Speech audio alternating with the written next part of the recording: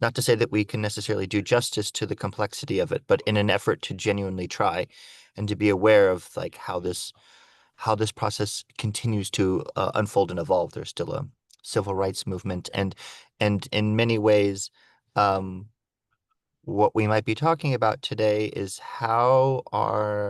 there how is it possible to create economic frameworks using new kinds of technology and collaboration that can be liberatory, that can support many worlds to exist within this world.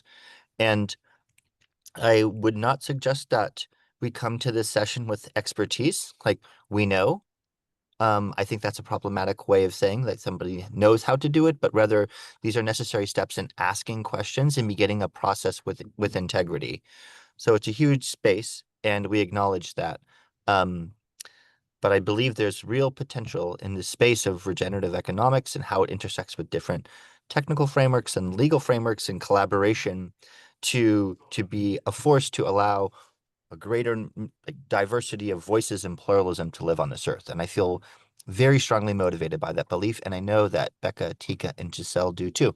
And I know that many of you do as well. So yeah, thanks for coming. If you haven't been to one of these, of which it looks like many of you haven't, which I love because it's really exciting to have new folks join into the space. Typically, how this works is we'll invite some reflections and sharing by people who have been working and have some level of familiarity with the topic. Today will be Tica Lubin and Gisel Booman. They'll share for a while, and then what we'll typically do is break it into like we'll make a breakout room and then keep this room intact. And usually the breakout room, we can kind of decide after the presentation, but usually the breakout room is for people who have a more of a working familiarity with the subject matter, have been to other RBL calls or maybe already pretty well underway in developing biocultural credits or units or just building regenerative projects in general. And then we'll keep this room as a kind of an open front door for people to kind of make sense of what exactly all of this is. There's no such thing as intro of a question. That way, different capacities and familiarities can feel like they can express themselves without hindering one another. And just to say, we'll also include a repository of links and references. We have like a wealth of documentation from many years collaborating with local communities, grassroots organizations, and indigenous nations on developing regenerative economic frameworks. And way more than that could be articulated in this call. So we'll be sharing in the chat as well as in Hilo, and probably we'll just share it on all the socials, like a kind of now maybe a working repository of references that are primary documents as well as things that you can help guide good best practices that will complement the presentation here. So yeah, I will hand it over to either Tika or Giselle, making sure that they have share privileges. Just so you know, this call is being recorded and we're going to put it on YouTube afterwards. So yes, just to presence that. But yeah, I'll pass it to one of you two. Thanks for sharing today. Hi. Hey, I think Tika will start and then I will follow with a use case. Great. Yeah, so just to understand, I should share my screen, Austin, is that correct? Or will you guys be walking us through the slides? I'm happy to share it. Okay, that'd be great. Thanks, Yeah, Becca. yeah, for sure. Right. Let me get the right button. Right. Okay.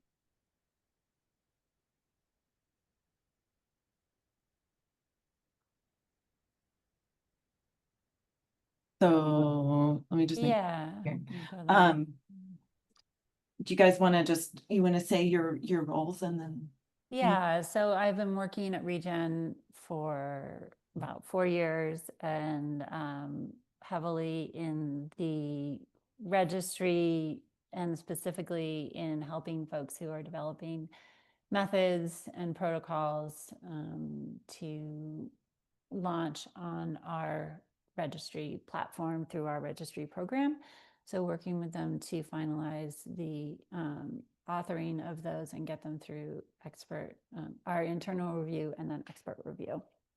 And as well as the process of then taking the data and onboarding it onto our system to create credits. and then also building the tools, the resources for people who want to create protocols or projects to understand how to do that with us. Hey, and I'm the head of science at Regen Network. I've been here since almost the beginning. I helped or co-authored the white paper of science for Regen Network. And I've been wearing different hats in the company, first as a protocol developer, then I'm leaning more in helping and reviewing and providing services to the community, trying to help the ones that are writing protocols or writing monitoring reports from the science and the technology side of things, trying to see how we can create better tools and better ways for them to improve their rigor, scientific rigor and integrity in order to come out to the markets. So a lot of research, a lot of consulting maybe, and also a lot of co-work with Tica and with others in the team. That's my role. Yeah, so I was just going to start by kind of thinking about biocultural, and as Becca mentioned as well, you know, that's a field of study that's been evolving in Western science. I used to work in New York as a science illustrator for the New York Botanical Gardens and the anthropology department at the Museum of Natural History, and for researchers there. And what I was always illustrating was plants or natural resources and or tools made by community members that that were using natural resources. So it's been something that's been a field of study, but what has been evolving is how to build upon those knowledge bases in a collaborative way and design processes and biospheres that incorporate indigenous and non-indigenous knowledges and tools to look for frameworks for ecological regeneration. Next slide, Becca. And how does Regen participate in this evolution? We closely track initiatives that are working to evolve and build the biocultural credit market. A few of those key resources are listed here, and we participate in the Biodiversity Credit Alliance task forces, the Earth Law Centers. I'm actually in a summer program for them, learning more about their rights of natures. And then Gisel participated in a panel and more recently in a workshop exploring ancestral wisdom, artificial intelligence, as well as the more recent one, which she can speak to in a bit, around just semantics and other ways of incorporating Indigenous knowledge. And a lot of these links that you see too, I've put in our Hilo space, and we can put a link to that. And that's a nice place to go and continue conversations. Regen is a collaborative hub at our core. We don't see ourselves as the leaders, the experts. We see ourselves as a place to facilitate those that are leaders and experts and those wanting to know and increase their knowledge to come together to create projects. So as I mentioned, we have our Hilo space, which you can join and join in discussions and threads and streams and find out about events going on. You can create a project on our marketplace. Today, you could go and create a project and start talking about where you're working and how you're working. And that's for you to populate in a way that you see fit, and for you to put on knowledge and information that you want to share. And within those projects, you can create data streams and you can set the privacy. So we want to respect data sovereignty and people's wanting to control the privacy and the sharing, especially of Indigenous knowledge bases. Yeah, next slide. Specifically for our crediting program, so our crediting program is something that you can go through if you want to take your project to the next level and create a protocol. And what we do see, we're not as sort of top down as some other registries that have very strict standards, but we do have certain elements to our program that are required. So, these ideas of agency for anybody to create their protocol, financial transparency, which is important in biocultural credits because we know we've seen that not respected, and Indigenous rights holders being taken advantage of, and not being financial dispersion not properly happening in projects that are happening on their lands. Consent by communities with rights to territories and cultural practices, privacy settings over data, which I mentioned before, stakeholder consent, boundary and tenureship resolution. We've seen this where there's sort of known and understood boundary or tenureship over land that's respected by Indigenous cultures and communities for many centuries often. And then there are geopolitical boundaries or local government boundary recognitions that may differ. So we work to help to resolve those and show that resolution transparently. Governance statements, tools for implementation. So it's very transparent who is running a project and how that's being run, an ability to voice when people feel like something is not being run correctly. Requirements for due diligence and third-party verifications, and then safeguarding frameworks such as buffer pools, or we're always sort of open to new and ways to explore that, but we feel that's very important. So yeah, the next slide. And there's some key concepts that we look to stay informed about. One of those is, again, Becca mentioned this in her intro, recognizing the differences and similarities between Indigenous and local communities. Both communities possess critical traditional ecological knowledge, yet Indigenous people rights are enshrined in the United Nations Declaration of the Rights of Indigenous Peoples. And sometimes local Indigenous peoples' cultures and perspectives may or may not align within a given bioregion. So that needs to be taken into consideration and respected as well. Recognition of the role as us, both non-Indigenous and Indigenous peoples, as guardians for life resources that are lent to us by creation, which influence metrics to be accounted for. So that role as a guardian may not always align with traditional Western science metrics that are often thought of as key foundations for credits. And then AI's role in perpetuating colonial patterns and data sovereignty and the role of semantics in this. So if you think of, feeding AI past papers or resources, and that knowledge is then perpetuated through the AI system or that taxonomy or that semantics, and being aware of that and introducing new terminology into systems and curating AI outputs to help account for that.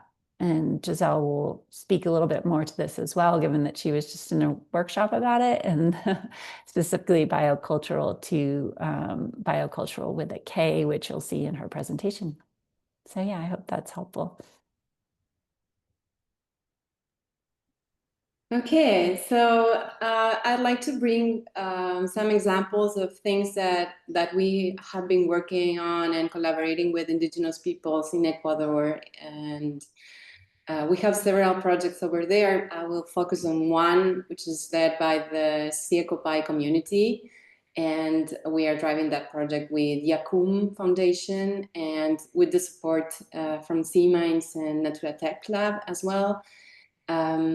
Before entering into that, I wanted to just briefly touch on what Tica just mentioned.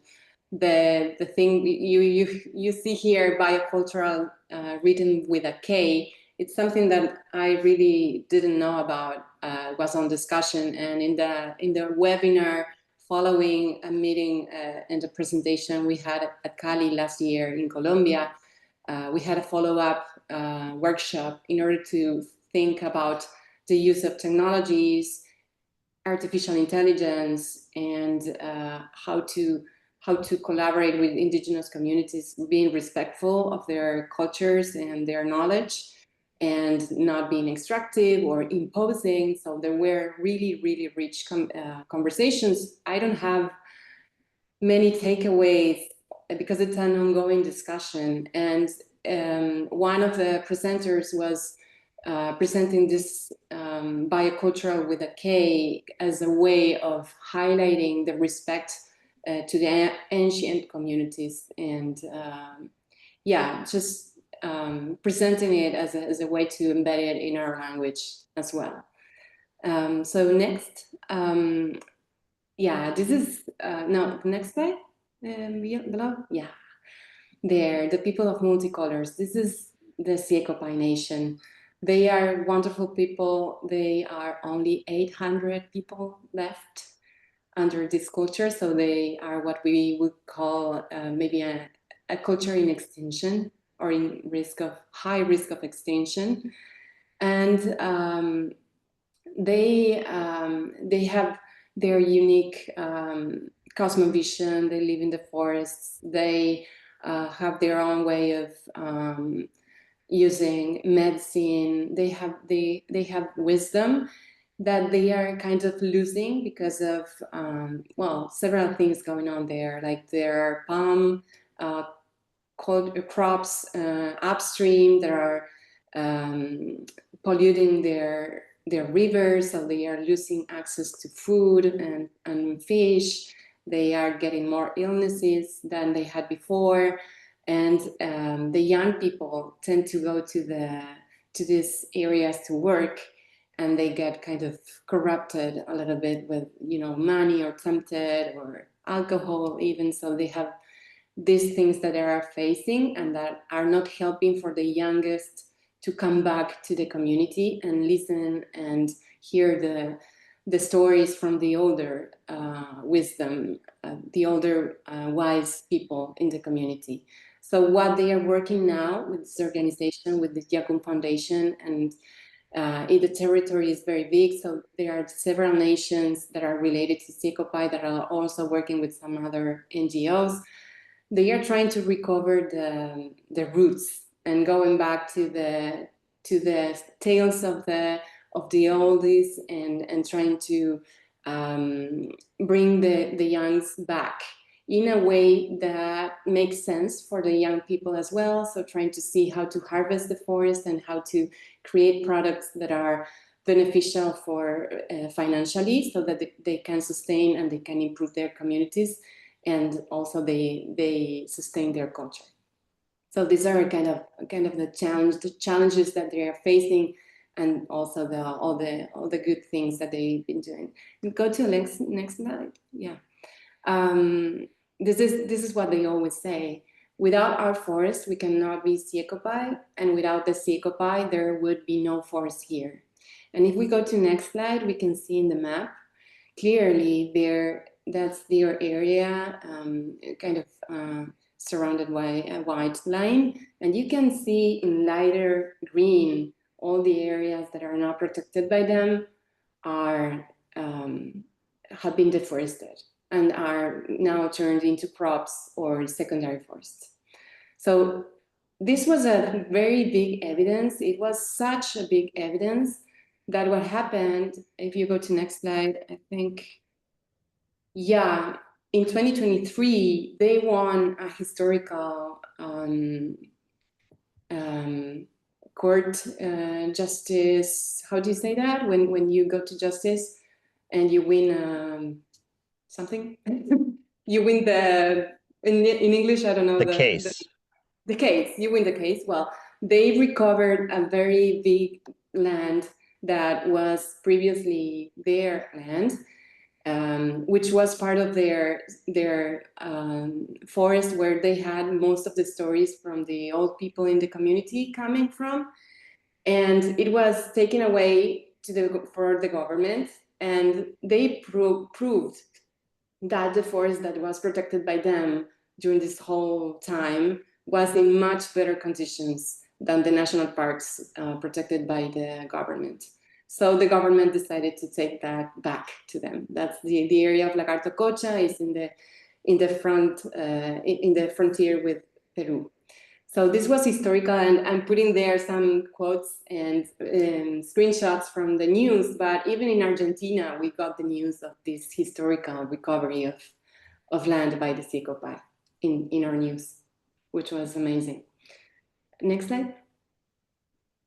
So what we are trying to do with them is follow a pathway for them to present or present to the world what they are doing and kind of prove it with more like a scientific Western proof of recovery or maintenance of the forest, but also embedding all their wisdom. So this is supposed to be a hybrid approach, and we are learning as we go, but we decided that the best way was to involve them from the beginning and allow them to co-create with us different components of the methodology, so that they can embed their own ways of seeing nature and tracking indicators that probably is much better than what we can offer to them.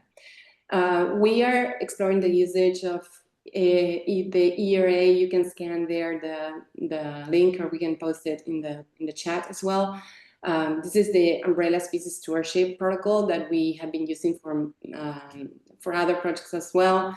And in particular, this protocol has one component. If we go to the next slide, it has three main components. The first one is the umbrella species health, which allows to track specifically and monitor with camera traps and huellas. Well, the marks from the jaguars in the trees, the marks on the floor, the fur. The people can track and prove presence of the jaguars, and also start monitoring the population number and the size of the population and the ages as well. And then the second component, the habitat quality, has more to do with the environment, the diversity of plants and forests related to the umbrella species, which in this is the jaguar. And the third component is what they call the ERA team from Brazil, which is a women-led organization, created this beautiful methodology that has this third component, which is super flexible and allows for creating with the communities or from the communities, bringing the indicators that they want to bring. And within this, what we were pushing really hard was to try to create with them biocultural indicators. So not only looking at the things that we need to track from the jaguars and from the ecosystems, but also what needs to be true for the community to thrive in order to sustain their culture, which has been so beneficial for the forest and has been so successful in protecting the forest. So because there's an interlink there between the community health, the maintenance of their culture, and the resilience of this community and their culture with the health of the forest, you cannot separate that. As the Secopai were saying, we are nothing without the forest, and the forest does not exist without us. So it's what we want to honor, and that's why we are working with them to create these indicators. And Gregor Landua our CEO is going to travel to Ecuador to their community in 1 week from now in order to have 2 or 3 days of workshop with the community in order to co-create and identify the best cultural indicators or biocultural indicators. Next slide.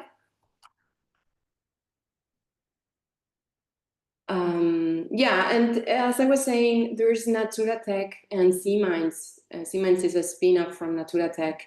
They provided the CECOPI, Yacum, and Regen with a grant in order to explore the use of technology. So we are using this as a precursor of the credits. So this is, it's not that we started the crediting project already, but what we are doing is we are getting funded by Siemens in order to put everything in place.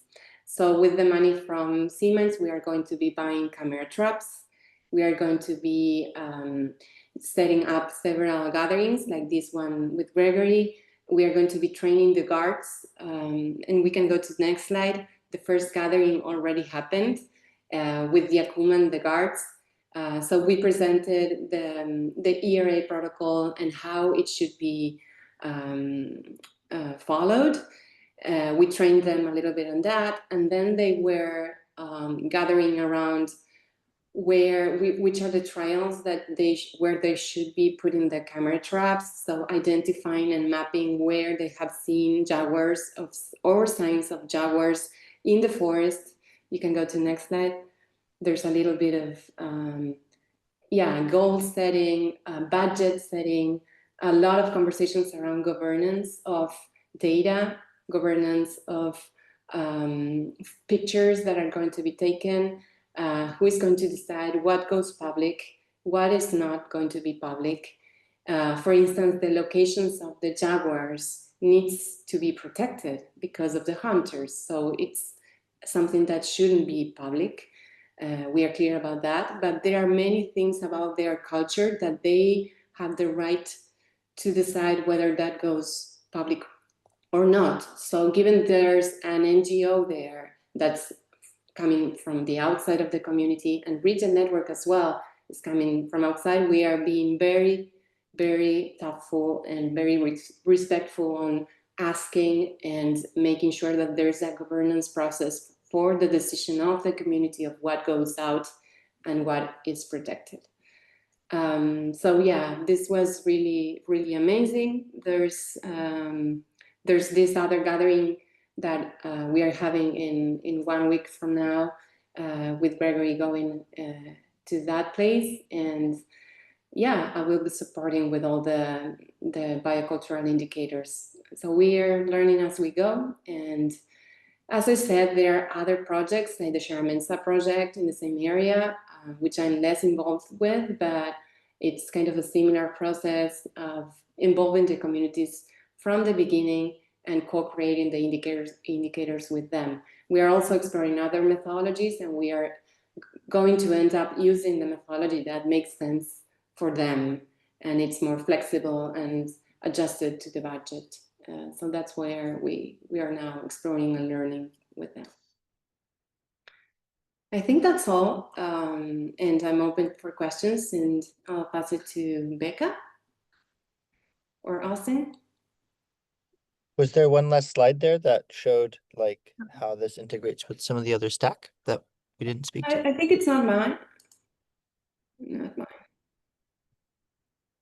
mine. It was just kind of like a from here, what to do, which I do feel like especially the link that I put in for Tica's post on Hilo, where she shared a lot of links and resources, is a great thing to check out, and I'm sure Giselle can share some more specifics as well.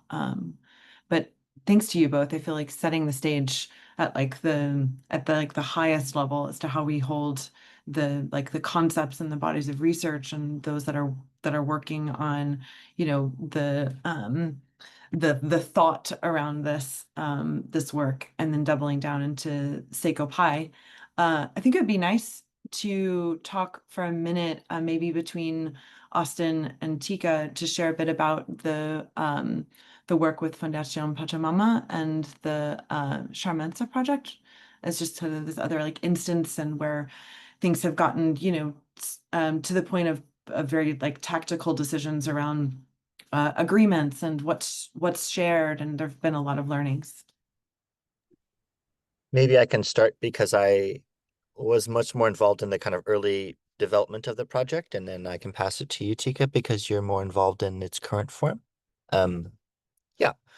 So this pattern or this process of developing a kind of regenerative value system via biocultural design is not necessarily new, but it's synthesizing a lot of maybe different projects or sort of approaches that different economists and NGOs have been developing already for some time, and trying to synthesize them together into a more integrated and holistic kind of approach.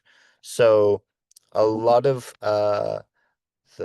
many of the ideas shared within the context of the Siecopai that Gisel shared from the Regen network perspective were developed in collaboration with the Amazon Sacred Headwaters and specifically the Achuar Nation along the Pastaza River in the upper Amazon region in a region called Charamenza, which is a town. And the notion that you would integrate biological indicators with a kind of hard scientific component with cultural indicators, which might be more softer or like a qualitative component, reflects the idea that there isn't just like an easy severance between people and the forest. The forest is the people and the people are the forest. So any kind of indicator of thriving or well-being must implicate both of them. One of the powerful ideas that I think the notion of biocultural value and crediting or units, however you want to say the last word there, is that it takes as an input not just the sort of scientific presence of a keystone species, which we understand is an indicator for a whole range of other aspects of ecosystem integrity and health, but also the cultural dimension. And there is a fairly prevalent process within many different indigenous nations across the world, as well as in South America, around what we call like a plan de vida or like a life plan, which is a process by which sovereign nations try to put down in kind of clear terms what does thriving, what does sumat kausai, buen vivir, right relation look like over a certain time horizon, immediate, short term, long term. And life plans are effectively like a kind of governance process by which communities collectively determine and make sense of what does a future in integrity look like.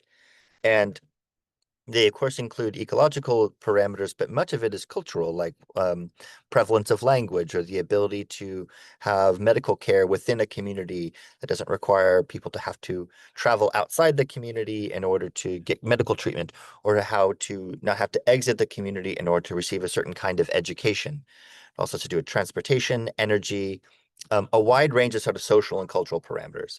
So in the Jaguar credit that's been developed in the Charamenza region, it's effectively integrating ecological indicators through keystone species and a rigorous or scientific metric with taking the plan de vida, the life plan, as a kind of like rubric from which cultural indicators can be developed.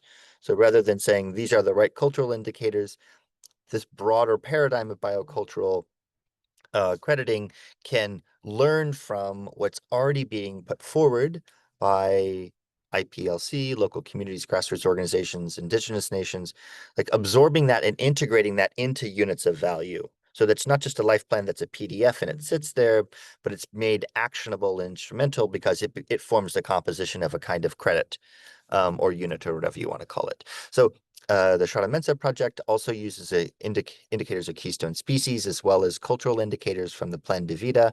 And that premise is a kind of working model that could be, will certainly be iterated and developed, but is a kind of template for a high integrity, more holistic articulation of ecosystem health, which reflects indigenous integrity, sovereignty, rights equity, as well as what we would consider like biological indicators. And that project's been going on for some time, been through many iterations in development, and the registry team has been very actively involved in doing that. One of the main characters is Tica, who I'll pass the mic to. I wouldn't say main character, but I've been a character. Tica's a character. And we have had our team go down to the location and meet with the Indigenous community there. Both Gregory and Sam have spent some good amount of time with the community learning how, learning what's important to them and their communication strategies and the dynamics, the, social communal dynamics there. One example of that is, we were working more, Pachamama is another organization that's involved in this. And there's also a researcher from Norway who's involved in it. So there's quite a few stakeholders. And one of the learnings that we had from this is that we were communicating with all these stakeholders and with other projects that we've been involved in, you can sort of set a timeline, and that timeline is this, given stakeholders like project developers and the community that you're working with. And we were kind of moving along, and then we realized that our timeline needed to be adjusted to better coincide with community meetings that were the local governance structure there. So there were local community meetings, and then that community is part of the larger Mana Association community that a whole bunch of communities, including Shara Mensa, feed into. So that was an important learning moment for us in taking the time to really dig in, understand governance structures, and make sure that everybody there feels included and understands what's happening. Because, of course, if this model works with Shara Mensa, it would be great to have other communities within the larger Mana framework take advantage of this model and apply it to their bioregions. So yeah, we're always learning. We're always excited to learn and share our learnings like this. Again, reiterating, as Austin said in the intro, we are not experts. We are folks who are creating collaborative tools. I'm excited to iterate on those tools and our program guides and our knowledge bases that we share with folks to upgrade and hopefully advance this in a way that we feel is respectful for everyone's cultures, knowledge bases, values moving forward. And just to maybe put a period on that, there's a lot of discussion around the ways that technology or new kinds of economic frameworks can enable higher integrity or more disintermediated approaches towards producing, new kinds of value systems or value definitions that are in integrity with the living world and the biosphere. There is no shortcut around creating containers within which people actually build trust and meaningful relationships that allows something to be moved beyond something that's purely transactional. There's not a shortcut around building actual relationships and establishing trust. So like, if that's like one takeaway, that's a good takeaway to hear. Like the technical economic systems can be in service to ultimately what must be a building and establishment of a relationship based in trust and reciprocity. And that's the basis of it. And that takes the time that it takes. So there's kind of easy way to think about automating things, but that is not automatable, and we do not want to automate it. No, it's a big shift from market-based solutions and systems to emerging with a new framework, a new way to support ecological regeneration that is in respect for local communities or Indigenous communities' ways of knowing and being. So yeah, it's an interesting process for sure. And I think it would be cool within one of the breakouts as we kind of shift into that mode where we have the main room for anyone who's new to the space and wants some time just to learn more about Regen as a whole. But then for the group with like Austin and Tica, I feel like it'd be great to just dig into more examples. Like I'm thinking about some of the agreements that have been put into place, which like that did reflect a lot of time and thought and collaboration, and then how that ended up being something that other groups are can even point to as an example of like, oh, this is how a group went about a purchase agreement for pre-finance credits for for pilots. But for now, what I'll do is I'll go ahead and create one breakout room, and that can be for those that want to dig in more to biocultural credits, to the work that's been done within kind of our experience working with IPLCs. And then if you all have experience that you want to bring to bear and share with the group, we certainly welcome that. So I'll go ahead and do that. And then for the main room, again, anyone who wants to just learn more about around Regen and all of our many parts and pieces, I'll hold down the fort there. So Well, wouldn't it be good to have 2 and 2? I'm happy to go either way. Yeah, let me know where we should land, Becca. What were you Yeah. thinking? Well, I feel like I can hold down the main room with Tica, Gisel, and Austin, just because y'all have such a different context. I feel like it would be Okay. from that. So I opened up the room for those that want to go. There's just one.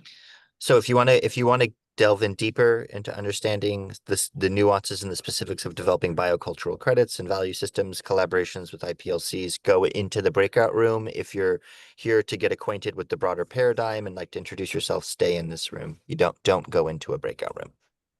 And if you're wanting to know how to get into a breakout room, in the bottom menu, it's between React and More. I believe you should be able to hit that. Go into that room. Let me know if anybody has any questions about how to find that.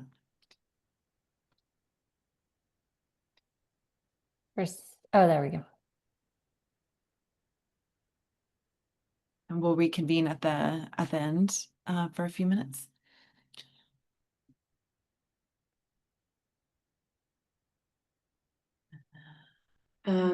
Becca, you just pull me here if you need anything, okay? Oh yeah, for sure. Yeah, enjoy. Yeah. Okay. Thanks, Giselle. Hey, Max.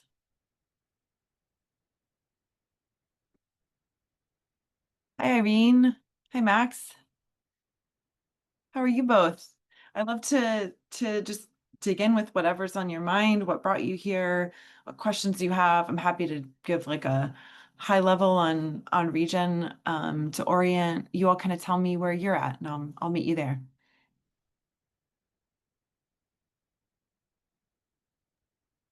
Thank you. I can get started. I mean, I'm coming from the very high level of like the, investors and TNFD reporting, TCFD reporting and climate credits, but I'm very interested in making all of this transition fair and understanding the tension between, well, that high level and the local level. Yeah, so this has been very interesting. I don't have any questions at the moment other than, like, do you have any examples perhaps of Like projects where you've been successful at speaking the standardized language that investors need, that reporters need, but also keeping into consideration and catering to the local context and it's a big question, especially right now because of carbon is a established market, and the standards and reporting mechanisms are somewhat standardized, although there's kind of a proliferation of I think just more experimental things, more protocols and projects that are kind of going their own way and directly like having direct relationships with investors instead of kind of playing the accreditation game. But within the context of biodiversity, at least in biocultural work, we have found the relationship between the demand side and the project side to be to be so vast right now because there isn't a market and there's not a lot of kind of legibility between the two, kind of like what does the demand side want, what does the project side need.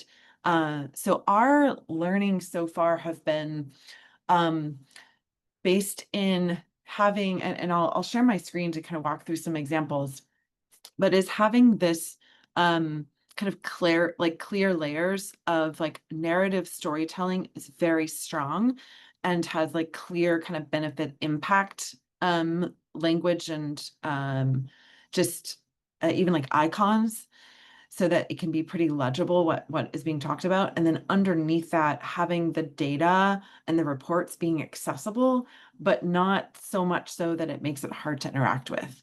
What we've learned so far from a lot of the buy side is that they're looking for story, they're looking for impact, they're looking for like almost a layer of credibility that like they know the data's there, but they're not going to dig through all of it.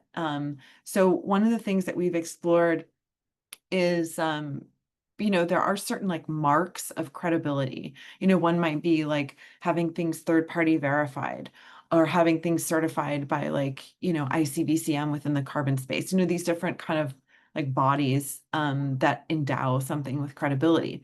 And we're like, well, what does that look like for a community? Like, what could a community do? Like, what stamp could they use?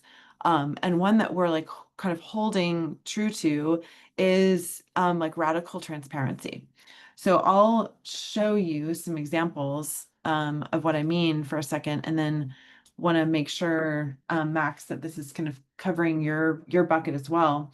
But so like on the app, for example, if you go to the Jaguar credits, you're able to access like the purchase agreement, so like what purchasers are actually signing on to. And that's helpful, even for like other potential buyers to be like, oh, these credits were sold out and these are what buyers are signing on to. And the buyers are signing on for the potential of gain, but also for like the PR of supporting something that's brand new. But there's a delicate balance that I know you know all too well, Irene, with your work, of how do we report enough to give credibility, but not so much that it's like so expensive and so much time and so much work. The tool that we're heavily using to create that balance is the data stream. And this is something that's available, like Max, for your project of eco villages in Ukraine, like if you were to, and I believe, I'm not sure if you created a project page, but you can have this data stream where you can have hosts that are talking about everything from, a governance decision, or it could be like what we have here, where they're sharing like actual reports in different ways, and some of which are private, some of which are fully public, that different buyers could interact with.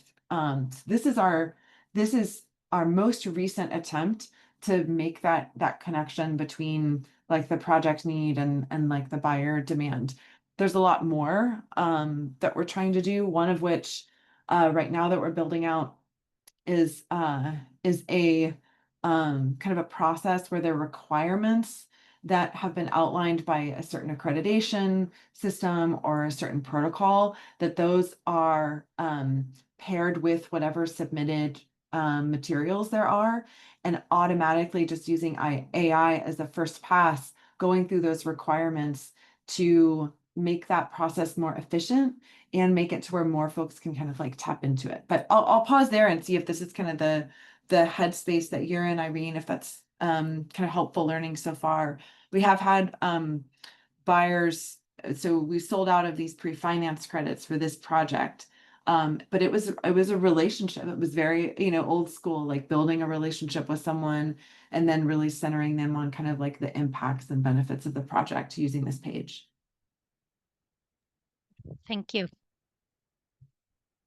Yeah, Max, where is your head at? Are you thinking about like for your projects, like trying to bring like funding and attention to them and trying to use this platform as Yeah. My question was it's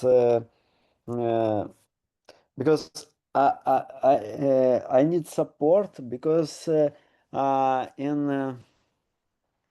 start to work with monitoring of biodiversity, and I translate all your manuals with that. And yeah, I need some support how we can start, because we make some monitors of some location. We have a map of eco village network, maybe 55 location in Ukraine, and some of them start to make some reserved areas, Is uh, this is this one? and we start to communicate with our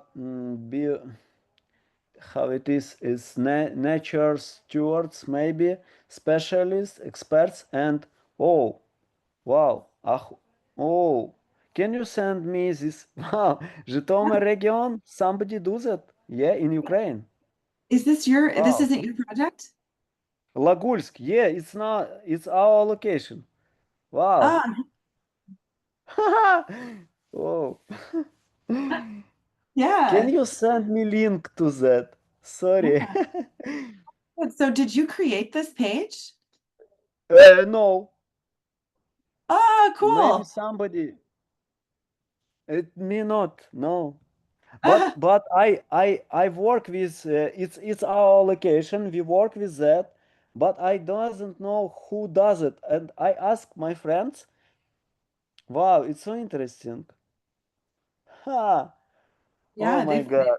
I mean, as soon as you were talking about your work, I was like, well, within our projects, you can go, and this is what's cool, kind of for you both to know that if you go to our projects, you can Wow. like all the different Yeah. credit classes, like these are biodiversity and whatnot, but you can go to unregistered projects that people are just creating, every day.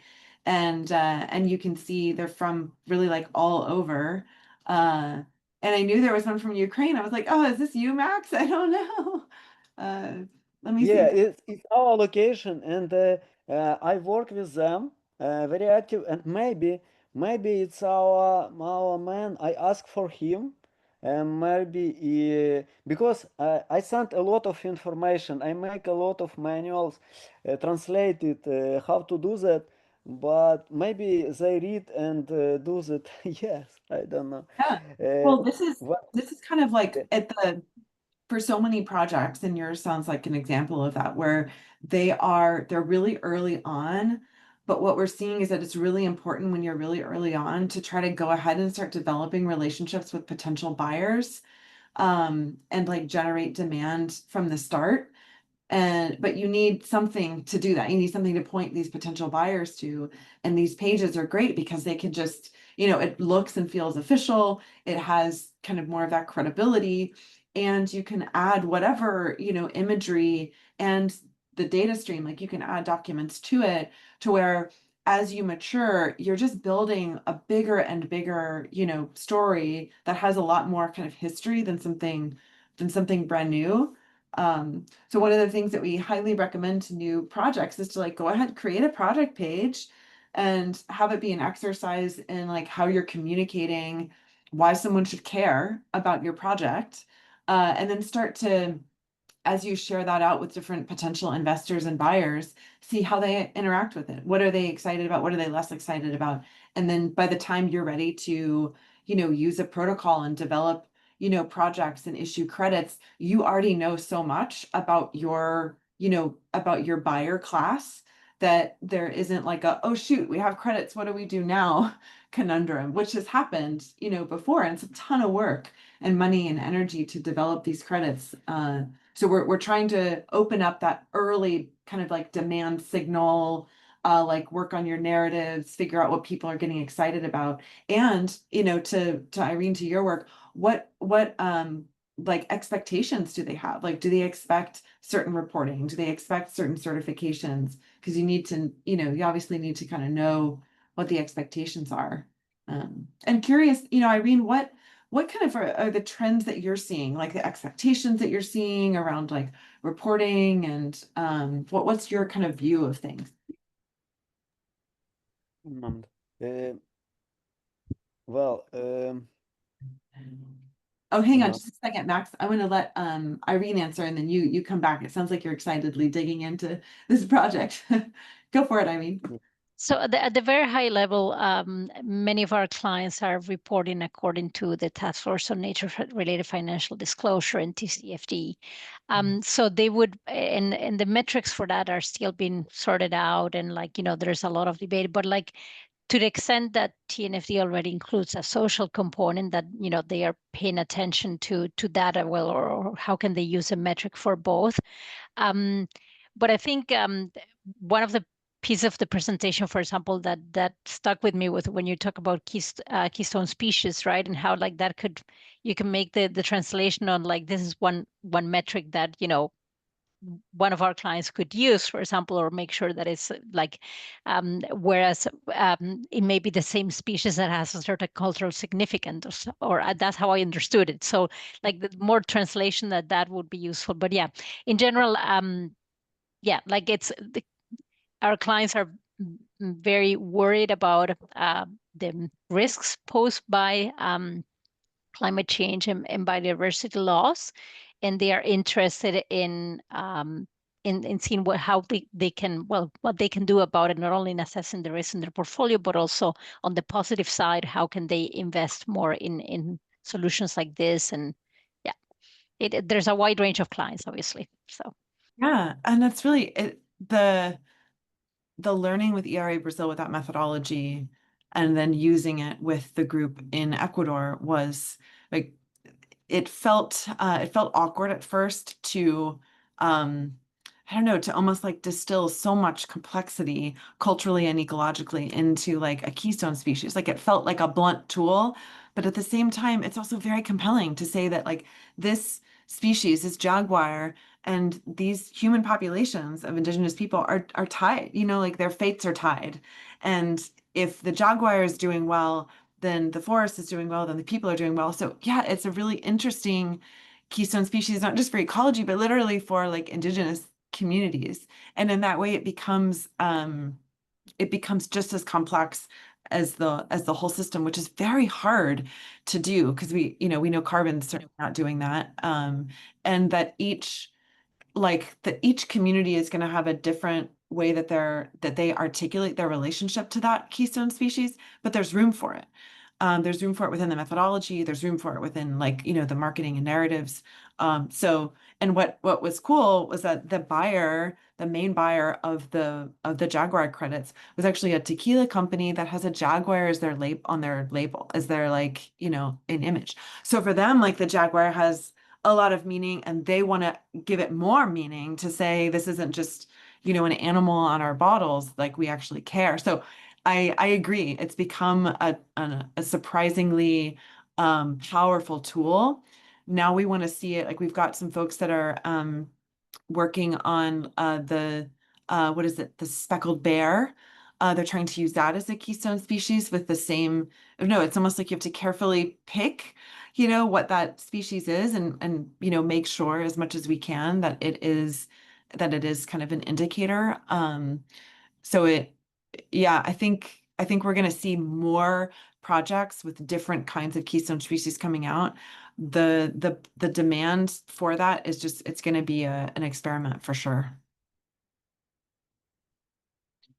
I'm curious, you know, with the clients, and they're like worried about risks and post-buy and all of that, what's kind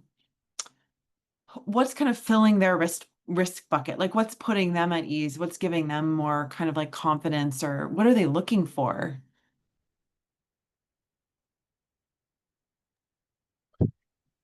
well, I am more familiar with the high-level risk assessment that they are doing and using tools like Anchor and others, basically to assess what are the dependencies that they have on ecosystem services and on that may be affected by climate change and biodiversity loss.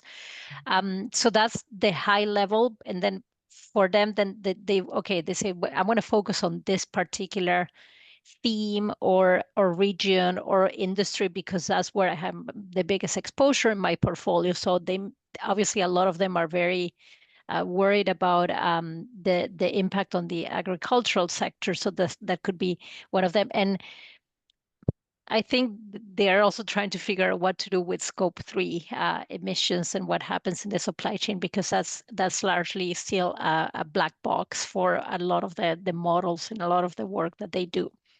But that's high level how they, they take a look at risk, and then they may be focusing on whatever is it is most relevant to them. I think we see some of the front runners also talking about investing in nature as an asset class, but that's very like that's a very minority of the ones that are at the forefront of this. So yeah, it is hard to know though when it's talked about more and more how much actual interest and investment there is within that lane. And we've explored within our work, looking at scope 3 and again, it's a similar kind of chasm between the projects and like kind of the whole value chain, and what for those that are trying to deal with their scope 3 emissions, like how there aren't great incentives for trying, and not fully succeeding, or, not being able to account for your whole and control your whole value chain. So it seems like there's some interesting threads to pull on. Does your work touch on scope 3 much, or does it stay just more in like the TNFD sort of no, realm? that's more of a personal interest of mine in setting and scope 3 emissions. Yeah. No. Oh, very cool. Yeah. Well, I mean, you have definitely come to the right place, because these are things that we're digging into like crazy. I actually think one of our next builder labs is going to be looking more at insetting and scope 3, because we're just learning more and more about the challenges within that space, and want to give that some room. Yeah. Very cool. Well, Max, did you figure this all out? Are these your people? Are these you need to hunt them down? Yeah, um, sometimes I translating what you speak about, because my English is not high level, and you're speaking it's I'm only first stage of understanding of this discussion, because we only moving only as a hand in the underground. We only make a reserved territory, and sometimes making monitoring, sometimes making tree planting action. And now I'm looking for possibilities of new economics for our eco villages, and maybe it's carbon credit economics, because our situation is not so we working as survivors, in our territory, and sometimes I looking for every possibilities how to move to see in positive future. Yeah, because now in Ukraine not so simple for life, and make some ecological activities, and we do that because it's about of hope. And I see this I see your platform as a new possibilities for new economics for our location and for our activities. Yeah, and I collect some location, maybe 5, and one of them do that, I see. But I see that's not all, because we should to move to next step for making these credits, and I have five location who can do that, and who have territory about 50 hectares and 5 hectares and 1 hectares. And I need some support, technical support, that somebody show us as a video, and maybe make some zoom how we can do that step by step, to full application and full all steps, or to move this to credits, yes, to this step. and after understanding what we can do with that after that. Yeah, yeah, Yeah. it's my strategy, very simple, very primitive, but for us it's maybe this way. Yeah. Yeah.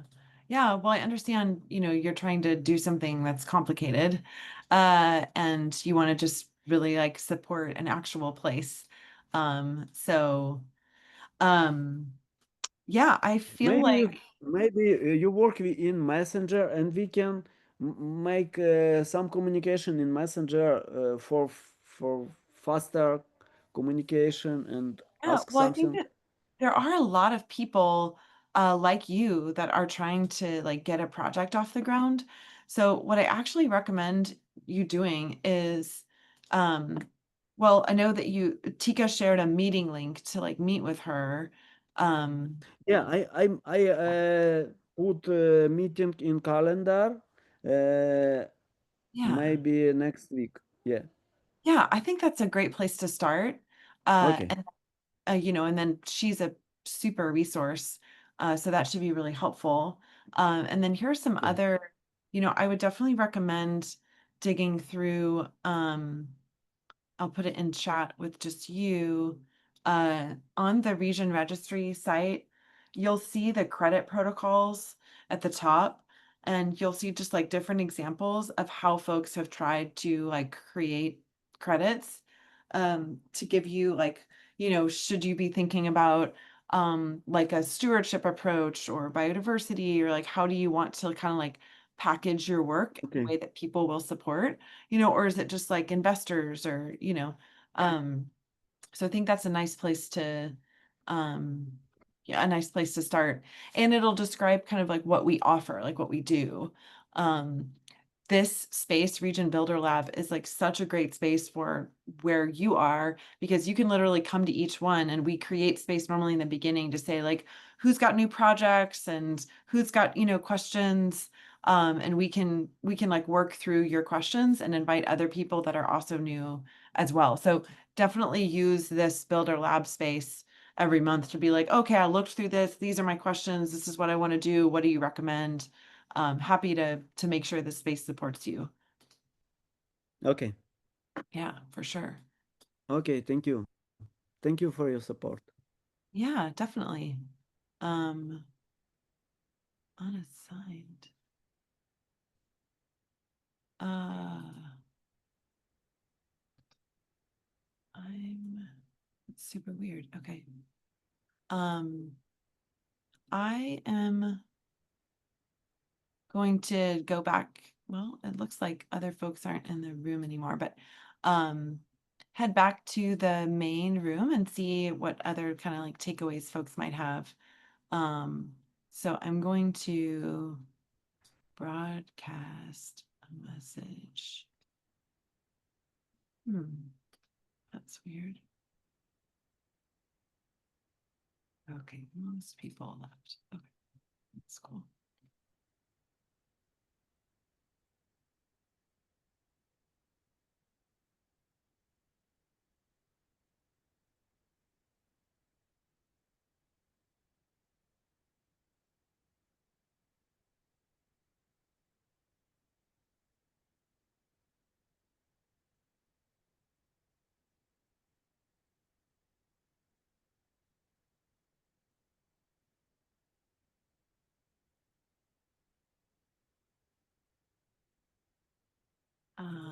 So are you gonna like reach out to the people that created that project page? Like, do you know who created it?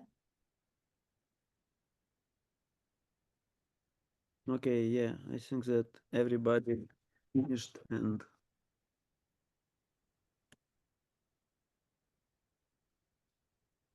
yeah, created page. 1 month.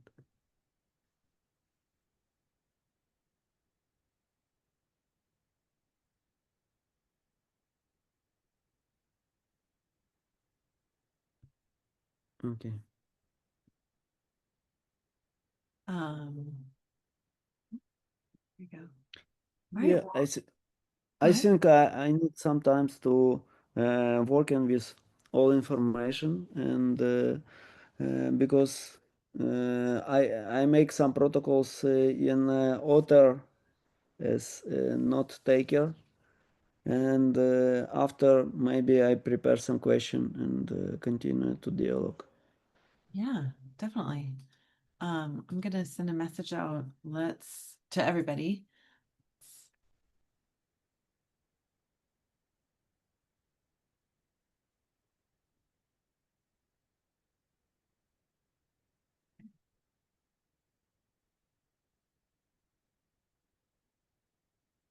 Don't think that. Oh.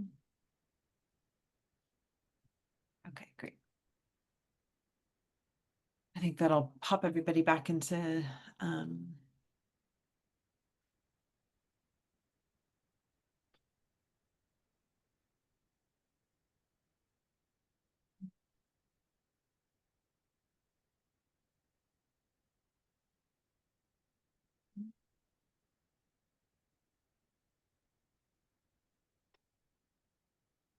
go back. Hey, Jordan. Hey, I'm actually just heading out. My flight's boarding, Thank but you, it was so Barbara. nice to meet you all. And Yeah, thanks like- again for running this event. Yeah, see you next time. Safe travels.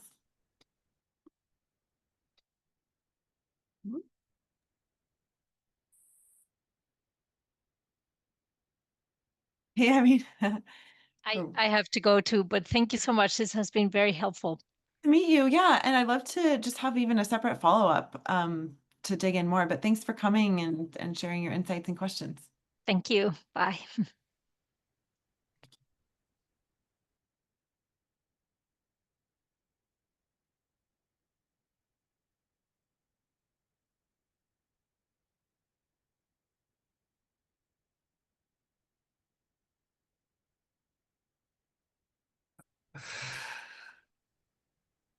You guys, are y'all having fun? We're learning about Giselle's she takes some Dramamine. Motion That doesn't sickness. help. And we can talk about that later. Yeah. But I need like more like injections and stuff. Okay. It's super healthy. Excellent. Well, it looks like everybody had to leave on my end at least. We had a really lovely moment where Max from Ukraine I wanted to see if the project that's on our unregistered project that's in Ukraine was his, and it wasn't, but he knew exactly where it was, like that's where his project is. So he like had this like conniption about it and was like, oh, I gotta find out who did this, and like that's so cool, it looks so good, that's my spot. Like Amazing. it was so hilarious. Amazing. Yeah, I also thought that one was his. me when I too. saw him. Oh, That's why I was like, oh, cool project, Max. And he was like, I didn't do that. no. Well, I scheduled a call with him for Tuesday, so we're back on track. Yeah. Should we do some little sharebacks to Yeah. round us out? Seems like we've had a steady group of new people joining the call throughout the call, which is pretty cool. So Yeah. we're kind of getting much turnover. Yeah. So aside from Max, there's just one other person in my room, Irene from Morningstar, and she does like a bunch of work, like TNFD reporting. She was very knowledgeable, and she was talking about what like their clients come to them. They want to like buy credits and like make investments. And so she was sharing around like what they're looking for and like what they're worried about. So I'll do a proper Slack post. It was really great to connect with her. She was Yeah, those guys are great. So the Morningstar that reports out, basically, I subscribe to their newsletter. I was just reading it this morning. That's awesome. Yeah, and what she was saying that she found really compelling about ERA's methodology was like, she says she's really excited to see the keystone species because people can really like just get their heads around it. And that it still kind of holds a lot of the complexity that like that keystone species reflects not only like an ecosystem's kind of like health or state, but it also reflects like the humans that live there. Like, are they doing okay? Because if they're, the reciprocal nature of it all, she thought that was really compelling from her perspective, and like just was excited to see more of that. So it seemed like she was also saying that she's just really interested in insetting and like scope 3. I was like, ooh, that would be Yeah, like the that's challenges where- that she's seeing, like she's seeing a lot of just the same challenges play out with like the disconnect between on like the crediting in between projects and demand, but then the disconnect within the value chains between those that are trying to monitor their scope 3 emissions, and then how complicated that is actually in practice and the reporting around it. So solid person, great chat, lots more to. Amazing. Yeah. Did you tell her that's exactly why there's a group in Mexico working with us towards creating an insetting program? I wasn't sure if I could speak to that, so I didn't. Yeah. We're moving ahead with that. We are still validating with the brands, but it sounds like there is a lot of interest, and the main reason being that the reporting and the metrics coming from what's already in place for tracking insetting, it's not really rigorous, and it's not helping companies to really understand their emissions in the value chain.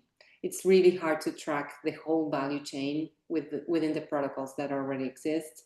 So what we're trying to do is a 2.0, bringing all the knowledge from the carbon markets, from the biodiversity markets, and trying to generate something that it's really, really good at tracking and using blockchain for that. Hopefully the region ledger. So that would be powerful. How was y'all's room? It was good. Does anybody else in this room have other comments besides the Regen folks? Oh wait, are there other folks in the room? Yeah. I'm not seeing anybody. I think. There's many other people currently in this call. Yeah. That's why my view is all weird. I can't see anybody else. Oh. Okay. Well, we can start. We had a great conversation. We talked about the sort of one, of course, the challenge of how to like integrate potential purchasers on in the process. And we mentioned and discussed like project pages as a way in the data stream as a way of structuring and developing a narrative around a project early on so that purchasers could be able to participate and engage in that in like co-creation earlier on rather than like having a credit like hit the market and hoping and aspiring that it will pair to the needs of a potential purchaser as one. They also talked about the sort of the challenges inherent in basically disaggregating or decomposing a credit into a set of claims which are compatible to different sort of like credential frameworks like scientific based targets or the SDG frameworks, or you all can jot off the alphabet soup of different acronyms for like compliance and various things.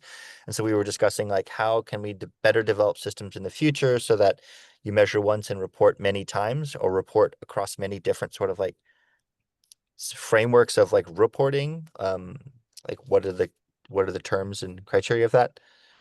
And then we talked about some interesting elements around how there's like a parallel between privacy being maintained for the integrity of like poaching or like traditional knowledge, like what could be considered sort of sacred forms or like forms of knowledge that should be protected, and how that like what is the relationship between the keeping privacy but being able to make claims about what's happened, and how that maps onto some blockchain technology like zero knowledge proofs and things like that.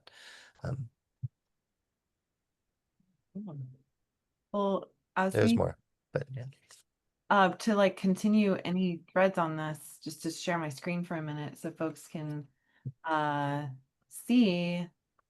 This is the high-low space. So you see where like Tica shared some resources. So I'll drop this link into chat again if folks want to follow up on any threads from today, questions, other resources, things that you're reading, then like that's totally the place to do it. So she shared some great links out here. And then, of course, you guys can absolutely go into to the app, and like we have a couple other folks within this call. They just created a project, and then those end up being, listed, and you can bring those to Regen Builder Lab and like talk about your project, what you're trying to do. So I'll also pop into the chat our guide So just how to actually do it. And we welcome you all to use that tool to support your work in any stage. For anyone who joined throughout the duration of this call and is just dropping in, thanks for coming. You didn't hear the opening spiel, but we make recordings of this, so we encourage you all to be on the newsletter for updates on this, and then you'll be able to find the recordings through that and reach out to us. Stay in the loop. Thank you all so much for coming. Thank you all. Take care. Everyone. Bye. Bye. Thanks, everyone. See you guys. See you next time. Okay.